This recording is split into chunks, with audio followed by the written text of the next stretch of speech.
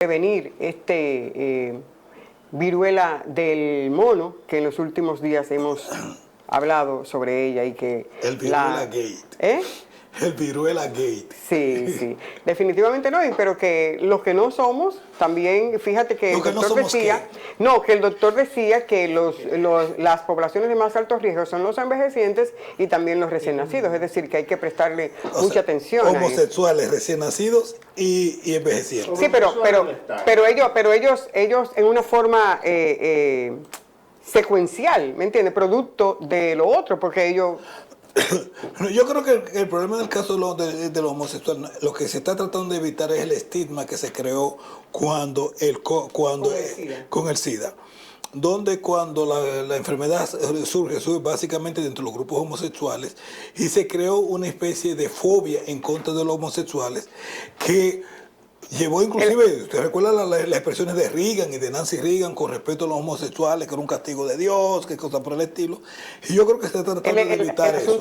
No, pero hay una gran diferencia. El SIDA, como decía su eslogan, no se ve en la cara.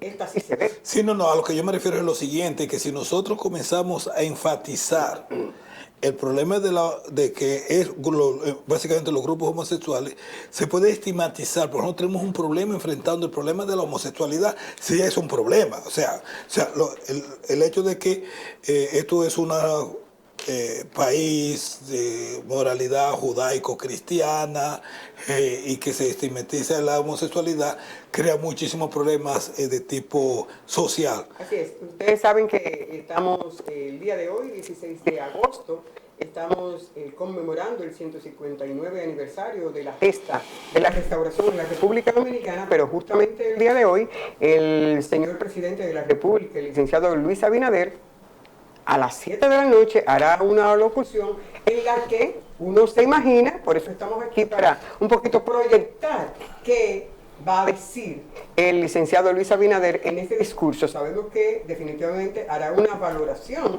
de su gestión en estos 2 años, pero vamos a ver cuál es la proyección.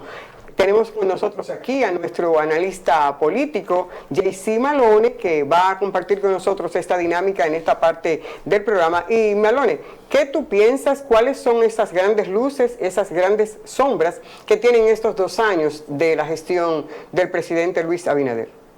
Bueno, yo creo que hasta este momento así, el presidente ha tenido 2 grandes logros.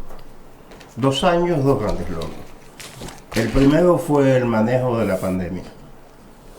Y en este caso, más que el presidente, más que el ministro de Salud Pública que se metió en problemas y hubo que quitarlo, lo quitan en el medio del lío, la que manejó eso fue la vicepresidenta Raquel Peña. Ella fue la que el presidente encargó de manejar esa situación y desde luego que demostró una capacidad administrativa y gerencial que impresionante. La cuestión estamos entre las naciones que mejor han manejado eso, y que se ha eliminado la percepción de corrupción y se ha creado una percepción de adesentamiento en la administración pública. Esas 2 cosas para mí son como las 2 grandes luces que él tiene en estos 2 años, porque fuera de ahí no ha habido mucho y tampoco se le podía pedir demasiado a un hombre que encontró una casa, un barco en llamas y hundiéndose, y más o menos lo ha mantenido a flote, ha apagado el fuego y estamos toditos ahí vivos, ¿no?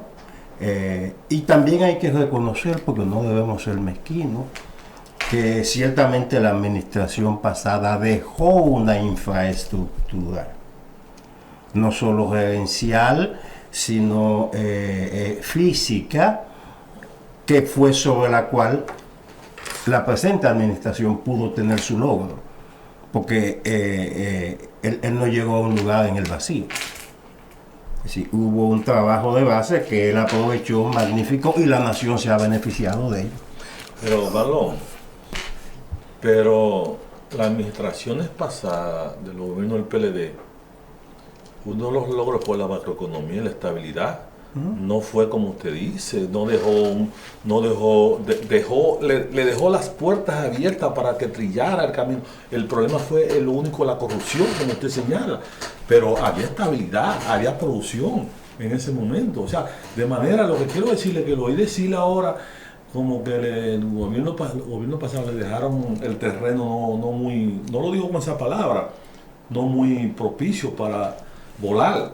No, y no fue así. No, perdón. O aclare eso, porque lo malinterpreté. Yo dije que lo que ha logrado el gobierno del presidente Luis Abinader fue un logro gracias a que él encontró una infraestructura bueno, ya lo que entendí. dejó como legado la administración pasada. Eso Es decir, el tipo no entró al vacío y decidió yo voy a hacer esto. Muy bien. Se construyó. La República Dominicana es un país de grandes contrastes en términos de la eficacia del Estado. Nosotros somos, en términos del manejo de la macroeconomía, estamos entre los principales. Creo que desde el punto de vista macroeconómico estamos entre los mejores países en los últimos 50 años. Crecimiento constante, sucesivamente. Luego vino el caso del COVID-19. Hemos sido de los países que mejor hemos manejado el COVID-19. La crisis. Tanto el gobierno de Danilo Medina, la medida que tomó, como el que continuó. Luego viene la recuperación del turismo, que se trabajó casi en forma genial. Pero el problema es que el resto de la humanidad ha resuelto hace 150 años, como el problema de suministro de agua, suministro de luz, proveer educación que valga la pena, problemas de salud, porque todo aquello que tiene que ver con el beneficio de la población en general, nos mostramos increíblemente ineptos. Pero cuando tiene que ver con estabilidad económica, cuando tenemos que ver con creación de infraestructura para apoyo al crecimiento económico, ¿por qué razón? O sea, ¿cuál es la razón por la cual el Estado Dominicano está entre los mejores en el mundo en efectividad en términos del aprovechamiento para ciertas áreas, pero entre los peores en el mundo para otras áreas? Bueno, no sé si somos el único. Yo espero que no lo seamos. Pero definitivamente en la República Dominicana hay una clase económica que se alimenta de la miseria colectiva. Hay una clase económica que inventa miserias colectivas para beneficiarse. De todas las cosas que tú has dicho, del turismo, yo quisiera excluir la palabra estabilidad macroeconómica. Porque eso es un palabrerío que lo que dice lo que todos sabemos. Los ricos siempre están bien. Los que están allá arriba, que manejan la macroeconomía, ellos están estables. Así que saca eso del medio. Eso es un palabrerío. Pero que haya una economía del apagón. El tipo que importa el inversor, el de la batería, el que lo instala, el que provoca, el que saca a Punta Catalina para que se cree este déficit para tú hacer esto. Es toda una economía del apagón. Eso es lo que explica que ninguna administración ha resuelto esto. Pero se dice, don Malón, que es un problema de generación. ¿Qué es? No es un problema de generación eléctrica. Es un problema de dinero, es un problema de que los empresarios le tuercen el rabo, como diríamos en mi pueblo, a los gobiernos para lograr sus recursos.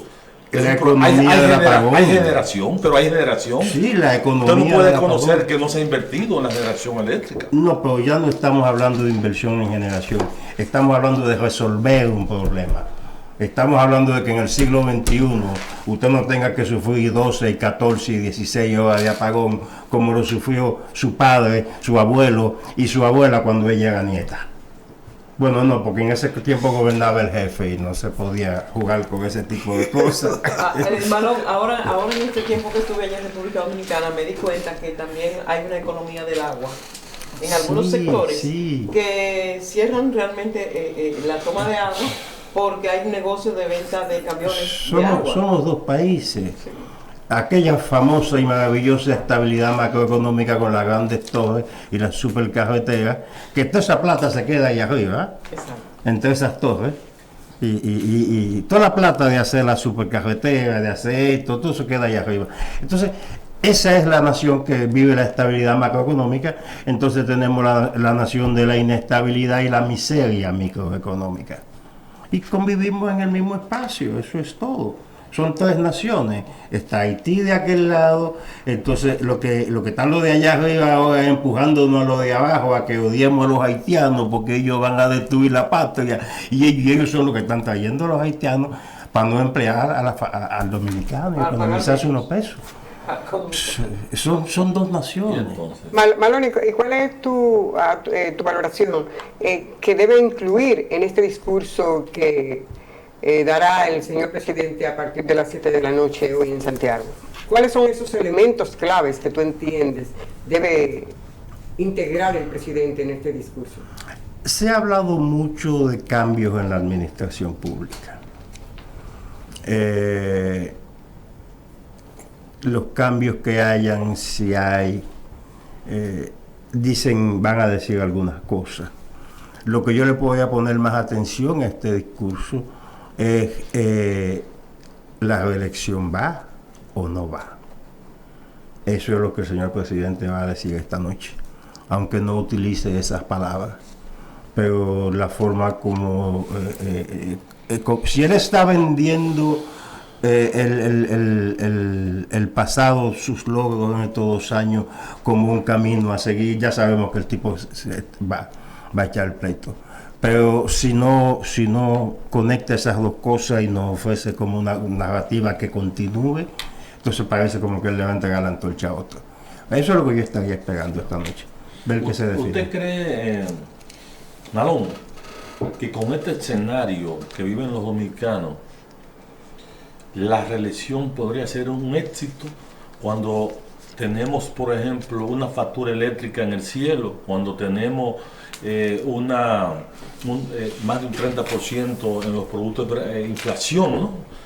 Cuando tenemos, por ejemplo, falta de producción y una serie de cosas que afectan la economía de los dominicanos, reducción del empleo, no hay inversiones reales, objetivas, concretas?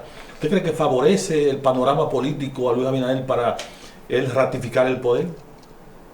Bueno, de entrada a mí no me parece que la reelección podrá volar en este caso, porque a veces lo que nos dedicamos a este negocio de darle seguimiento a esta gente, tenemos a veces que mirar lo que va a pasar dentro de 2, 3, 6 meses, las cosas que vienen. Para mí la crisis mundial en ciernes. Aquí lo que estamos viviendo en este momento, y esto para respuesta a tu pregunta, sí. Aquí lo que estamos viviendo en este momento, cuando yo llegué a Michigan en el año 90, en algún momento de noviembre, cuando ya se empezaba a meter el frío, bien frío, o empezando diciembre, aparecía como 3 días de calor. Y uno se ponía contento, y entonces le decían a uno, no te alegres mucho, que eso es lo que nosotros le llamamos el verano de los indios. Indian Summer. Sí. Lo que estamos viviendo ahora, este espíritu que está bajando la gasolina, que está esto. Ojalá eso se mantenga. Vamos a hacer una cadena de oración porque eso se mantenga. Pero si eso no se mantiene, lo que viene bajando la loma se va a llevar al que esté sentado en cualquier palacio nacional. Eso es lo que yo estoy viendo. Señores, lo de Sri Lanka pasó por allá, lejísimo, pero exactamente lo que nos está pasando a nosotros. Producimos muy poco, importamos demasiado y la diferencia la cubrimos con préstamos. Esto es insostenible. Es insostenible. Solo la macroeconomía se va a mantener, y yo no sé cómo van a vivir allá arriba en las torres si las bases se cayeran. No, si tienen Albizu, sí. Sí, pero es que Albizu está allá arriba en el piso 14 del banco, por eso, piso 12 del banco. Si lo seguimos teniendo, olvídate que vamos a seguir. Sí, pero que se está cayendo la base. ¿Cómo creen que ese 12% me afirma él, Albizu, que hemos crecido? Pues yo estoy absolutamente, yo conozco a don Héctor Valdés Albizu, tengo el honor de haberlo conocido cuando él era asesor de política monetaria, no, ese era Eligio Biso, no, él era asesor económico del gobernador Luis Julián Pérez, y lo fue del gobernador Roberto Saladín. Yo lo conozco de esa época. Lo que él está diciendo es la absoluta verdad, porque él no va a inventar números. Vuelvo para atrás. ¿Qué es la macroeconomía? Es la economía de Pepín Corripio, los Vicini, el Grupo Económico del Cibao. Esa es la macroeconomía. Por cierto, Y esa gente sigue creciendo, esa gente le paguete Milano. Porque crece y crece y crece. Se reproducen y crecen. sí, claro, la inflación crece, la economía. Porque lo que era $1 ahora son $5. Exacto, y creció la economía. Ahora, Malón, ¿cómo tú ves? O sea, nosotros estamos en una época completamente diferente. O sea, todas las concesiones económicas que se han venido utilizando durante tanto tiempo no están. Por ejemplo, el caso de los Estados Unidos, que es un proceso inflacionario con una enorme demanda de trabajo. Generalmente, con proceso inflacionario se reduce la demanda de trabajo. Hay 11 millones. Entonces, tenemos como inflación con deflación. Estaflación, un montón de cosas rarísimas, un montón de inflaciones rarísimas, en un instante en que hay 11 millones de puestos de trabajo. Lo mismo pasa en República Dominicana y pasa a nivel mundial. ¿Tú consideras que este gobierno de Luis Abinader está a la altura del reto histórico que le está correspondiendo vivir en un instante donde hay una transformación de 500 años de predominio occidental, donde hay un cambio completamente de la concepción de lo que es la felicidad? Por ejemplo, todo el mundo considera que los Estados Unidos es un país fracasado, a pesar de ser el país más rico de la tierra, en términos de cambiando el concepto de crecimiento económico por el concepto de felicidad económica, que son dos cosas que son completamente diferentes. ¿Tú crees que este gobierno realmente entiende el momento histórico que está viviendo? Bueno, primero, lo del momento histórico, te voy a compartir con ustedes una lección sobre economía que me dio Chicho, el señor que vende frutas en la esquina de casa. Yo voy el otro día y hace un tiempo y recojo una bolsita de China, de naranja de China, que llega a 3 por peso. ¿Verdad? Y vuelvo al otro día. La misma China. Nada más hay 2. Y cuesta el mismo peso. Y le digo, Chicho, subieron la China. Y me dice, es que tú estás ciego. Digo yo, ¿por qué tú me dices eso? Dice, pues la China bajaron. No, me habían 3, estaba bajada ahora. Economía doméstica. Sí, directamente tu pregunta. Yo espero que sí. Yo espero que ellos sean parte del banco de talentos que tiene la nación. Y hasta ahora lo han demostrado. Vamos a ser honestos aquí. Si esta gente fracasa, como es posible que puede fracasar cualquier gobierno, yo creo que va a fracasar casi la nación completa, porque teníamos la gente del pueblo de abajo, los PLDistas, estupendos administradores, pero de la otra cosa no quiero ni hablar. Y esta gente representa la academia. Una de las inversiones principales del presidente es la Universidad OIM. La vicepresidenta es vicerrectora, fue vicerrectora de la Pucamaima, la universidad privada de más prestigio de la nación. Pero eso académico no se ve en la educación dominicana, Malone. Ahorita con la pregunta que me hizo Oscar, que me quedé con los apagones, la ignorancia es un negocio que viene de hace mucho tiempo. En las cartas a Evelina, que yo me las leí cuando yo hice el cuarto de bachillerato y el cuarto de filosofía y letras, desde luego que no me dio para las matemáticas y tuve que huir por aquí. Y ahí me leí las cartas a Evelina por primera vez. Y hace unos años, muchos años, cuando Lisandro Macarrulla era jefe del CONEP, a Lisandro yo lo conozco de San Pedro de Macorís cuando era administrador de la cementera de Cementos Nacionales. Yo fui a visitarlo y me regaló una copia del mismo libro. Volví a leerlo. Entonces me sorprende que dice el doctor Moscoso Puello en el año 20 y tanto, 30 y temprano, que con un país que tiene una mezcolanza étnica como la de nosotros, que hay árabes, que hay chinos, que hay españoles, que hay esto, que hay de todo, que hay mulatos, que hay haitianos, hay que crear un sistema educativo que unifique criterios para que cada uno de esos grupos aporten lo mejor para seguir para adelante. Y entonces él mismo reflexiona y dice, pero se ha hecho exactamente lo contrario de manera deliberada, para mantener al pueblo en la más crasa ignorancia y así poderlos manejar mejor.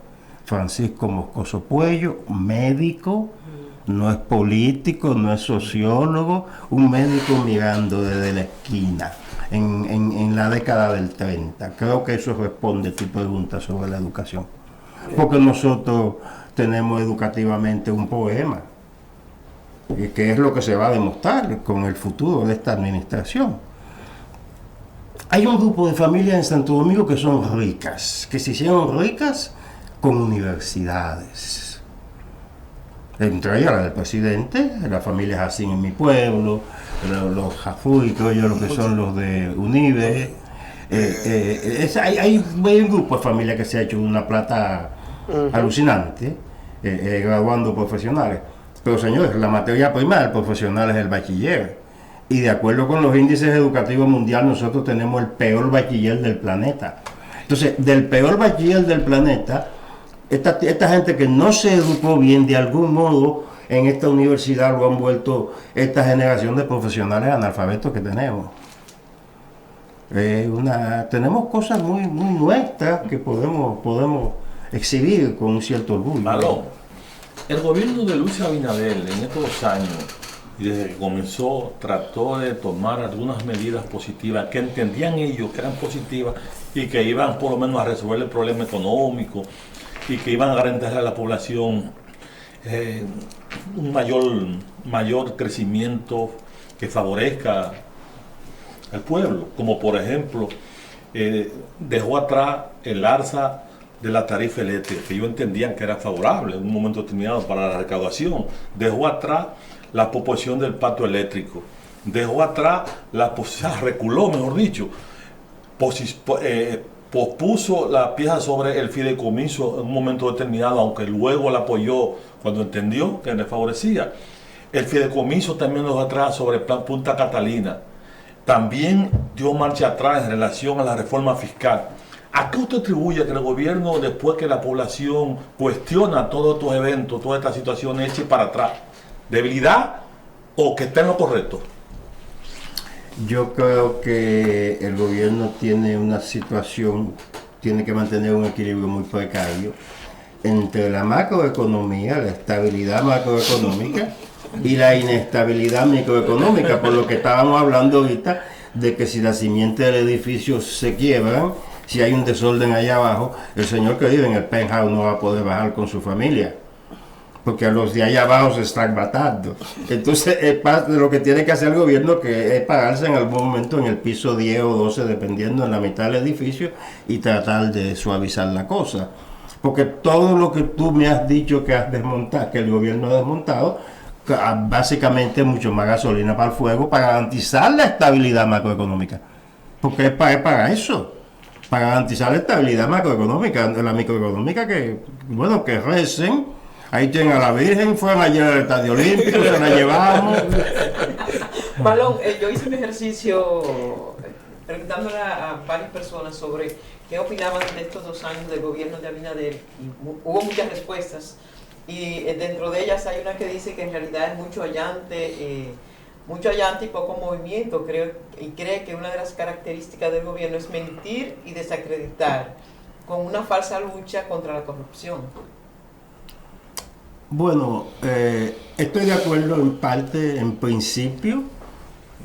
Como periodista yo estoy convencido de que el gobierno siempre miente. No es son todos los gobiernos. Seamos honestos. Si usted cree que un político haciendo campaña es un hombre honesto y siempre dice la verdad, usted tiene derecho a creerlo. Ahora, si ese mismo político resulta tan buen mentiroso en esa competencia de mentiras que gana las elecciones, ¿usted cree que ya él va a dejar de mentir solo porque ganó? Eso fue lo que le dio el resultado. Entonces, yo creo que sí, la cuestión de la percepción, por eso dije ahorita, él ha creado una percepción de una cierta pulcritud en el manejo de la administración pública. Y hasta dónde es cierto no se sabe, porque tienen 2 años, no han condenado a nadie. Tienen 2 años, no han condenado a nadie y van a empezar a recular. Cuando han metido en este lío a la gente de la estabilidad macroeconómica, que también están metidos en la corrupción, aquí va a haber un problema. ¿De qué grupo estrella tú me estás hablando? No, el grupo estrella no, esa gente tiene dinero desde hace poco tiempo, digo, la cantidad de dinero, el viejo, el papá de Manuel Estrella siempre tuvo plata, fue un hombre muy acomodado, pero no la explosión de plata que tiene Manuel, eso no. Yo estoy hablando de donde metí a los Vicini en el pantano, con Yanalán, metí a los Bonetti. Cuando tuvimos un presidente del Senado que dice, yo crucé por el pantano, pero no me enlodé. Y esta gente se llevó una plata alucinante en un pantano. Que Dios lo tenga en su gloria. Malone, a mí me gustaría, volviendo a las expectativas del discurso del señor presidente el día de hoy, que va a ser a las 7 de la noche, y tenemos que invitar a los amigos y a las amigas de Levántate New York, que en nuestro canal va a estar transmitiendo en vivo el discurso del presidente de la República Dominicana, el licenciado Luis Abinader Corona. Me gustaría, ¿cuál entiendes tú, o si será así, que el presidente va a incorporar en su discurso como una ramita de laurel para las bases del partido y para aquellos que dentro de su partido le han presentado cara? Por ejemplo, está el caso de Guido Mazara, aunque lógicamente no lo va a tocar con su nombre, pero imagino que parte de la acción. Y en el caso, por ejemplo, también de Ramón Alburquerque. ¿Cuál tú crees que en su discurso podría manejar esta parte de un ramo de laurel y de la convocatoria a justamente irse hacia el 24 ¿Lo tomará eso como parte de su discurso, presidente? Eso es parte de lo que estamos esperando. Si él no le tiende un puente de plata a esta gente, ya él no le interesa esto, ya él cumple y se va. Porque sin esa gente él no puede. Ahora bien, hay un problema aquí, y es que el grupo que nos está gobernando es un grupo muy desconectado de la sociedad. Los padres de esta gente anduvo por las calles dominicanas buscando votos y haciendo política en contra de Balaguer y los 12 años y construyendo liderazgo. Es decir, los kilómetros, miles y miles de kilómetros que anduvo José Francisco Peña Gómez, Peñaguaba no ha andado ni el Mirador Sur. Es decir, para que tú veas la diferencia que hay entre padre e hijo. El padre del presidente, que murió con reputación de ser un hombre muy honesto, el viejo don José Rafael, yo tuve la oportunidad de conocerlo, pero él fue el ministro de Finanzas del único presidente condenado por corrupción 2 veces, que fue Salvador Jorge Blanco. El hijo de Jorge Blanco todavía no sabemos qué pasó ahí. No se sabe todavía. Pero no huele bien. La gente que se ha acercado dicen que no huele bien. Orlandito nunca pisó el suelo, hijo del presidente. El presidente Luis nunca pisó el suelo. Son gente que nació en la estabilidad macroeconómica. ¿Cómo la llama? Sí. Entonces ellos no tienen mucho esta conexión con la gente de abajo. Es decir, entonces pose, la actitud que vemos del presidente, de como que escucha al pueblo, que oye al pueblo, que siente por el pueblo, eso es pose. Bueno, no sé por qué, yo te voy a preguntar... ¿Y esa oración que hizo a propósito cuando rescataron a los mineros, también eso es pose? Yo voy a recordarte una entrevista que yo vi una vez con Juan Gabriel, con un entrevistador que en un momento parece como se le acaban las preguntas al tipo, y el tipo le pregunta, ¿es verdad que usted es gay? Y dice Juan Gabriel, ¿por qué es raro? Lo que se ve no se pregunta. Entonces, ¿por qué tú quieres que yo te confirme a ti que los presidentes son unos actores, los políticos son actores, no es Luis Abinader, son todos ellos. Pero siendo realista usted, de cara a los años que faltan, ¿qué esperaría usted del presidente de la República para modificar el comportamiento económico y social de los dominicanos? Más homicidio, más inflación, menos trabajo, menos microempresa. ¿Qué espera usted? Bueno, pero es que si la microempresa prospera la microeconomía. Eso puede crear inestabilidad macroeconómica. Es el balance que todavía no hemos podido llevar. Los pobres no pueden dejar de ser pobres. No pueden. Tienen que ser cada vez más pobres. No, más pobres. No me digas. Tienen que seguir siendo pobres, ay, Dios mío. Si lo dejan en la pobreza se acomodan, tienen que bajarlo un poco. Eso le conviene a la izquierda. Una vez yo estuve. Eso le conviene a la izquierda, Malón, porque los izquierdistas parten de ese criterio. Mientras más pobreza, más posibilidad de hacer la revolución, dice aquello. Ajá. Una vez yo estuve trabajando con un amigo que tenía un restaurante en Grand Rapids, Michigan, y estamos sentados en el sótano tomándonos una cerveza y le dije, oye, mano, toqué fondo, yo nunca sabía que iba a llegar al fondo. Y me dice, ¿tú crees que estás en el fondo? No, hombre, quedan como 6 o 7 pisos más para abajo.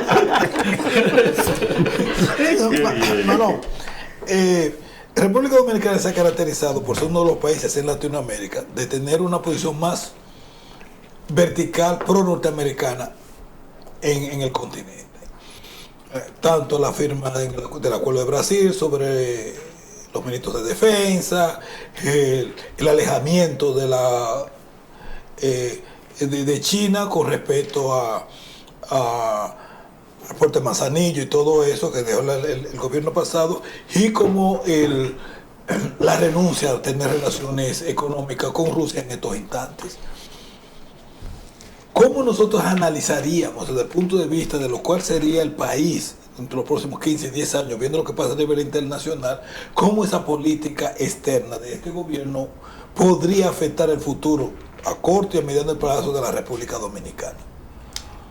Generalmente, cuando esta nación está en crisis, la solución es exportar la crisis. ¿Quién va a importar nuestra crisis? Las naciones de economía más frágil y las naciones subalternas a nosotros. Estoy hablando como estadounidense aquí. Entonces, sí, cuando vengan cayendo cosas sobre pues mira lo que pasó con Sri Lanka, vuelvo y te digo, solo hay que ponerle atención a cómo destruyeron una nación, porque está destruida aquello. Y es la misma fórmula, produce poco, importa mucho. Hay una diferencia muy grande, cógele prestado a Pedro, vaya más diferencia, cógele a Juan, y sigue cogiendo prestado. Esa es la estabilidad macroeconómica, eso es lo que estamos financiando, la estabilidad macroeconómica. ¿No es que tú tienes algo en contra de la estabilidad macroeconómica? Eso en préstamos en estos 2 años, en menos de 2 años.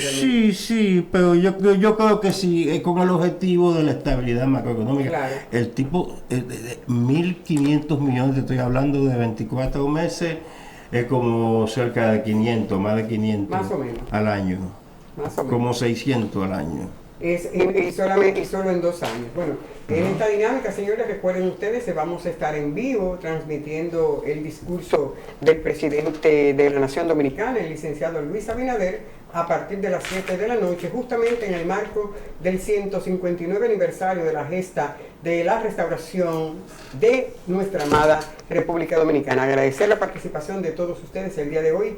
Gracias por habernos dispensado este tiempo. Malone, gracias por estar aquí. Gracias por tenerme. Francis Pérez. Muchas gracias. Oscar Pérez. Hasta mañana. Providencia, Rosy. Yo no quiero irme sin No. saludar a Diga los algo ahí. amigos televidentes que están ahí viéndonos, como Simón Morel, quien nos saluda, Joan Guzmán, Veridania Recio y Sobeida Núñez, quienes nos escriben para confirmar que estén en sintonía con Levántate New York. Claro que sí, como siempre nuestro chat en las distintas plataformas en las que estamos. Para nosotros es un privilegio. Agradecer siempre también la participación de nuestro productor ejecutivo, Rafael Díaz, que a ustedes, señores, vuelvo y repito, no me canso de decirlo, son la parte esencial y primordial del espacio Levántate New York. El compromiso para que nos pueda acompañar mañana de 7 a 9 en vivo, pero sobre todo, les invito, si aún no se ha suscrito, suscríbase al canal, comparta esta información, dele me gusta, dele like, suba el dedito, pero sobre todo, toca la campana para que sea de las primeras personas en ser notificadas cuando traemos alguna información a este canal. Una nueva visión de la comunicación hecha desde aquí, en esta capital del mundo. Basados en la diversidad, podemos ser diferentes y nosotros garantizamos la pluralidad de ideas. Tal como usted lo entienda pertinente, exprésese y nosotros lo vamos a compartir. Cuídense mucho. Hasta mañana, si Dios quiere. Hasta entonces.